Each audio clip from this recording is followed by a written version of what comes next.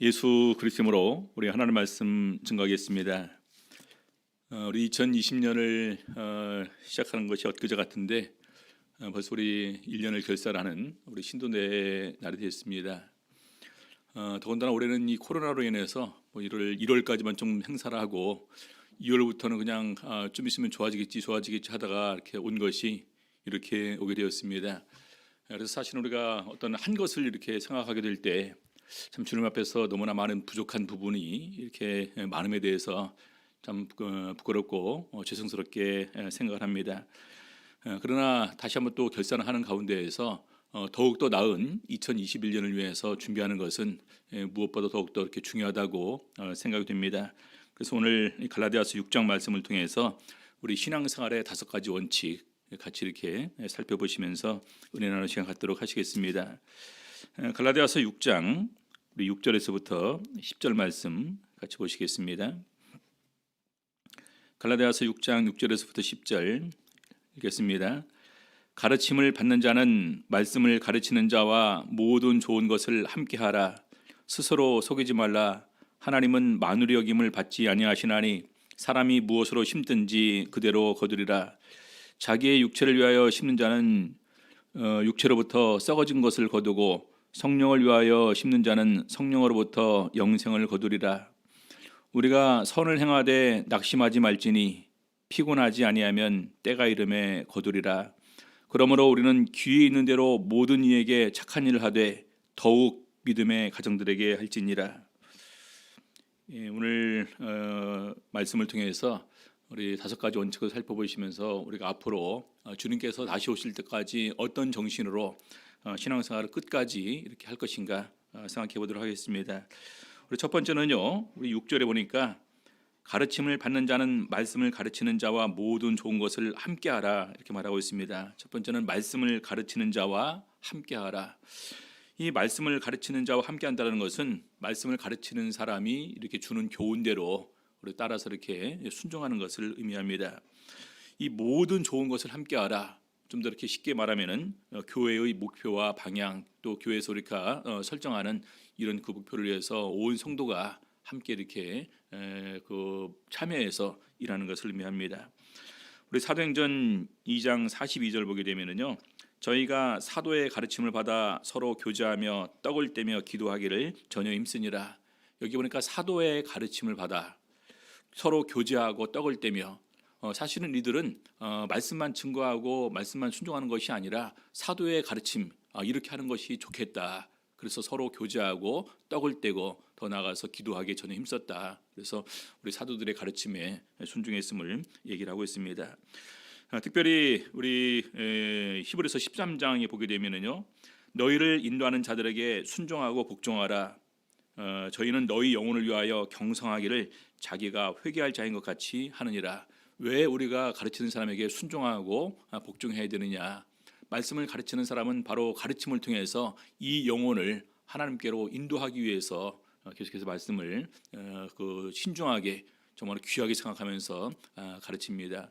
그래서 바로 그런 부분들을 더욱더 우리가 함께 하는 가운데서 모든 좋은 것을 함께 하자, 참여하자, 또 함께 일할 것을 말하고 있습니다.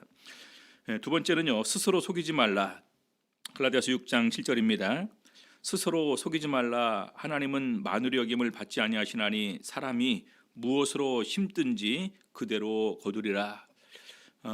스스로 속이지 말라.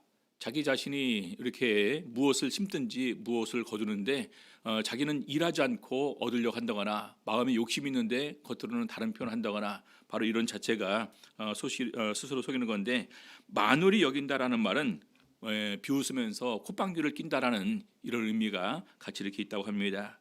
그래서 사람이 무엇으로 심든지 그대로 거두리라. 이사야서 66장 2절 보게 되면은요, 나 여호와가 말하노라. 나의 손이 이 모든 것을 지어서 다 이루었느니라.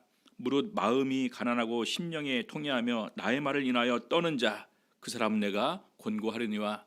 그래서 진실로 하나님의 말씀을 하나님의 말씀으로 받고 그 말씀에 순종하는 사람, 바로 이것이 우리 하나님께 참된 영광과 또 하나님을 마음으로 진실로 인정하는 것이다라고 이렇게 얘기할 수 있습니다.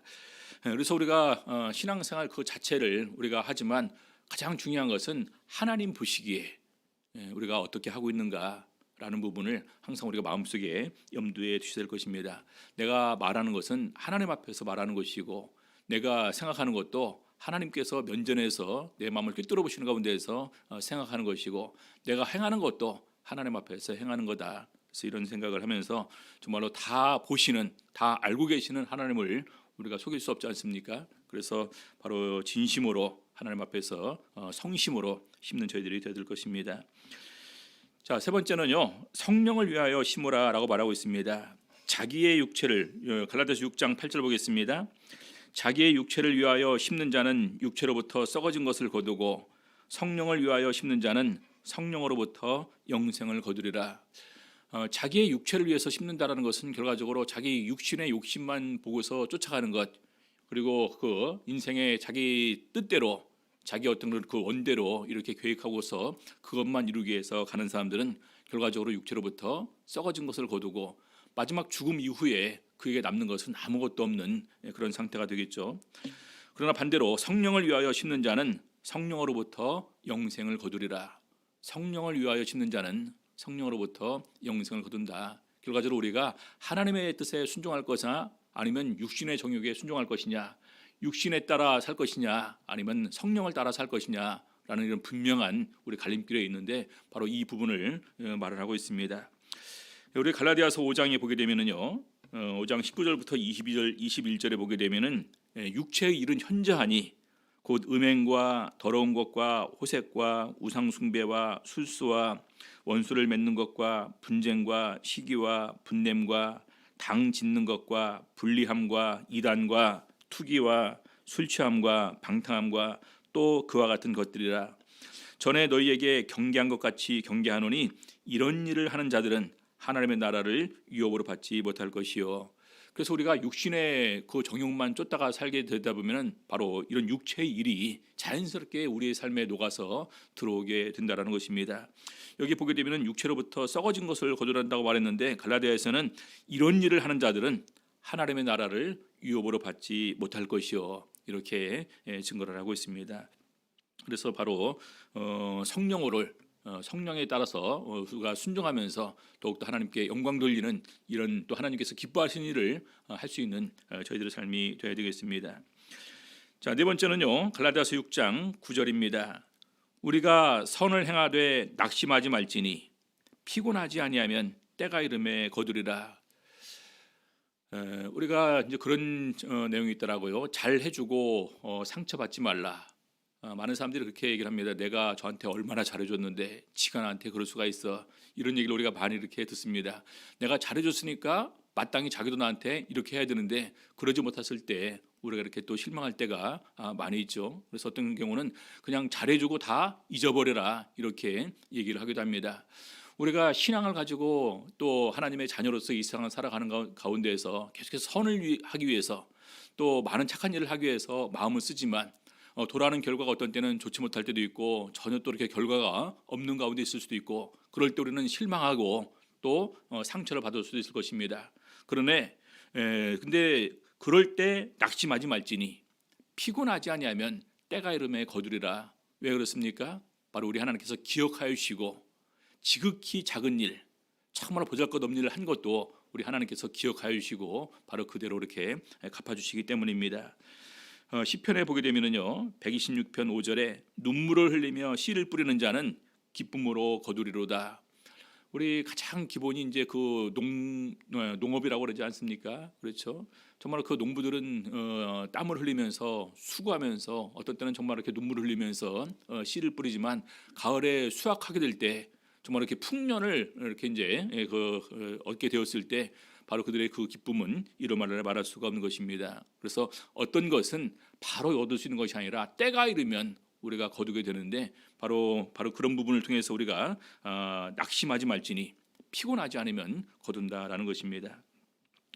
마지막 다섯 번째로 갈라디아서 6장 10절 보게 되면은요, 그러므로 우리는 기회 있는 대로 모든 이에게 착한 일 하되, 여기 보니까 기회 있는 대로, 그러니까 우리 한 번 간 기회는 다시 그냥 지나가 버리면 돌아오지 않는 경우가 많이 있지 않습니까? 그래서 기회가 왔을 때 그때 바로 착한 일을 하는데 누구에게요? 모든 이에게. 내가 만나는 모든 이에게 착한 일을 할 수 있는 기회가 생겼을 때 뒤로 미루지 말고 바로 착한 일을 하라는 것입니다. 근데 보니까 더욱 믿음의 가정들에게 할지니라. 왜 더욱 믿음의 가정들에게 할지니라?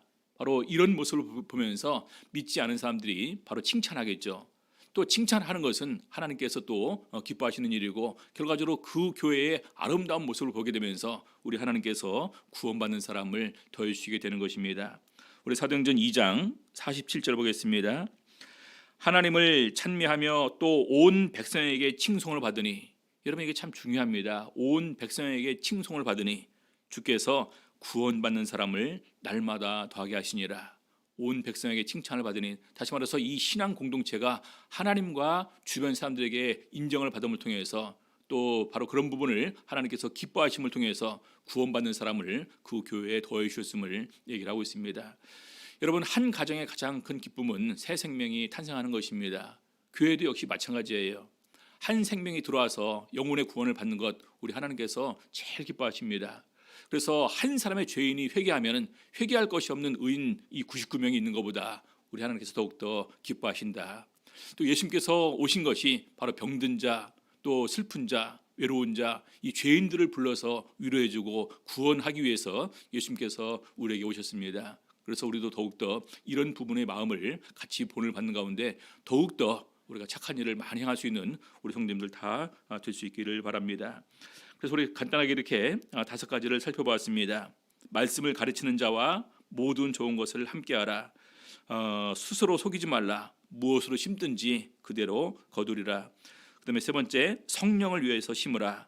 4번째, 선을 행하되 낙심하지 말라. 마지막 5번째로, 기회 있는 대로 모든 이에게 착한 일을 하되 더욱더 믿음의 가정들에게 할지니라. 여러분, 올해는 저희가 신앙 목표가 사랑의 교제가 뜨거운 교회였습니다. 우리 사랑의 교제가 뜨겁기 위해서는 어떻게 되면 자주 만나고 모이고 서로를 알아야 되지 않습니까? 근데 우리는 코로나로 인해서 방해를 받아서 그것을 하지 못했습니다. 내년에 더욱더 우리가 그런 부분에 힘을 쓰면서 정말로 주님께서 기뻐하시는 우리 강남교회 또 우리 성도들 다 될 수 있기를 우리 주 예수 이름으로 바랍니다. 기도하시겠습니다. 우리 기도하실 때 특별히 하나님께서 우리 강남교회 긍휼히 여겨주시고 더욱더 크신 은총으로 채워주시고 또 이 강남교회를 통해서 더욱더 구원받는 영혼들이 많아질 수 있도록 은혜 베풀어 주시옵소서. 같이 기도하시겠습니다.